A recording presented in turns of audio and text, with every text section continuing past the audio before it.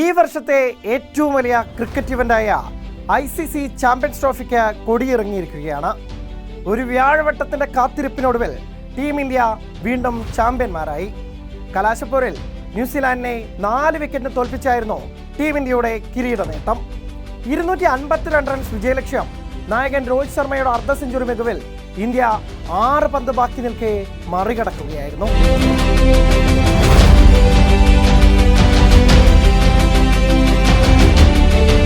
ഫൈനലിൽ ഉൾപ്പെടെ 5-ൽ 5 മത്സരങ്ങളും ജയിച്ച അപരാജിതരും അജയ്യരുമായിട്ടായിരുന്നു രോഹിത് ശർമ്മയുടെയും സംഘത്തിന്റെയും പടയോട്ടം. 3ാം കിരീടത്തോടെ ഏറ്റവും കൂടുതൽ ചാമ്പ്യൻസ് ട്രോഫി കിരീടങ്ങൾ നേടിയ ടീം എന്ന റെക്കോർഡും നമ്മുടെ ഇന്ത്യക്ക് സ്വന്തമായി. 25 കൊല്ലം മുമ്പുള്ള ഒരു കണക്ക് തീർക്കാനായതിന്റെ മനസമാധാനവും ഇന്ത്യക്കുണ്ടായി. 2000-ലെ ICC നോക്കൌട്ട് ട്രോഫിയിൽ ന്യൂസിലാൻഡിനോട് തോറ്റ ഇന്ത്യ കാലങ്ങൾക്കിപ്പുറം മറുപടി കൊടുത്തു.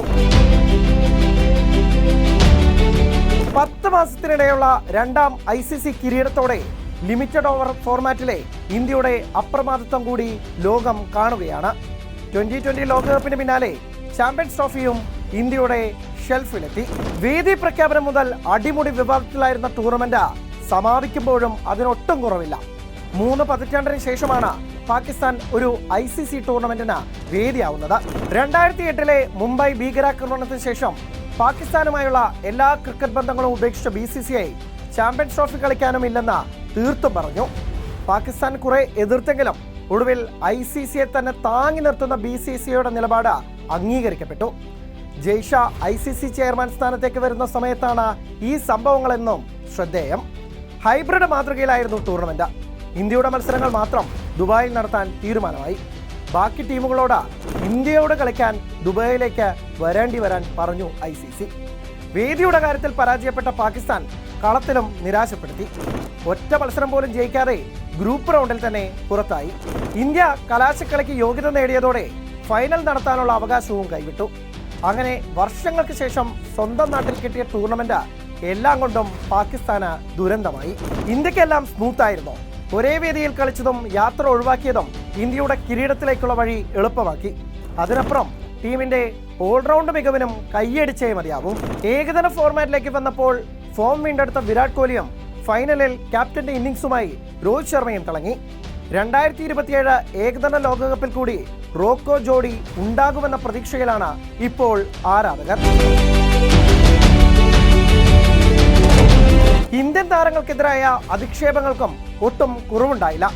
രോഹിത് ശർമ്മ തടിയനെന്നും മോശം ക്യാപ്റ്റനെന്നുമുള്ള കോൺഗ്രസ് വക്താവ് ഷമാ മുഹമ്മദിന്റെ സമൂഹ മാധ്യമ പോസ്റ്റിനെതിരെ ഉയർന്നത് വൻ ജനരോഷമാണ്. ഇന്ത്യൻ നായകനെ അപമാനിച്ചെന്ന് പറഞ്ഞ BJPയും കളത്തിലേക്കിറങ്ങി. എന്നാൽ 4 വ്യത്യസ്ത ICC ടൂർണമെന്റുകളുടെ ഫൈനലിലേക്ക് ടീമിനെ നയിക്കുന്ന ആദ്യ നായകനായും പിന്നെ കിരീടം നേടിയുമാണ് രോഹിത് ശർമ്മ ഷമാ മുഹമ്മദിന് മറുപടി നൽകിയത്.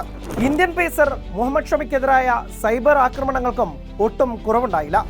മുമ്പ് തീവ്ര വലതുപക്ഷ ഗ്രൂപ്പുകളാണെങ്കിൽ ഇത്തവണ മുസ്ലിം തീവ്ര ഗ്രൂപ്പുകളിൽ നിന്നായിരുന്നു ആക്രമണം. ഓസ്ട്രേലിയക്കെതിരായ മത്സരത്തിനിടെ ഷമി വെള്ളം കുടിച്ചതാണ് ചിലരെ ചൊടിപ്പിച്ചത്. ഇസ്ലാം മതവിശ്വാസിയായ ഷമി നോമ്പെടുത്തില്ലെന്നതായിരുന്നു പ്രകോപനത്തിന് കാരണം. ഷമി ക്രിമിനലെന്ന മുസ്ലിം ജമാഅത്ത് പ്രസിഡന്റ് ഷഹാബുദ്ദീൻ റസ്വിയുടെ പരാമർശവും വൻ ചർച്ചയ്ക്ക് വഴിവെച്ചു. ടൂർണമെന്റ് അവസാനിക്കുമ്പോൾ സമ്മാനദാന ചടങ്ങിലേക്ക് പാക് ക്രിക്കറ്റ് ബോർഡിന്റെ ആരെയും ക്ഷണിച്ചില്ലെന്ന് പറഞ്ഞാണ് വിവാദം. ജയ്ഷ അധ്യക്ഷനായ ICCയുടെ ഭാഗത്തു നിന്നുണ്ടായ വീഴ്ചയാണ് ടൂർണമെന്റ് നടത്തിപ്പുകാരെ വേദിയോട് അടുപ്പിക്കാത്തതിന് പിന്നിൽ. പ്രത്യേകിച്ച് കാര്യമില്ലെങ്കിലും ICCയെ അതൃപ്തി അറിയിക്കുമെന്നൊക്കെ പാകിസ്ഥാൻ പറയുന്നുണ്ട്. എന്തായാലും വിവാദം തീർന്നു. ഇന്ത്യ ചാമ്പ്യന്മാരായി.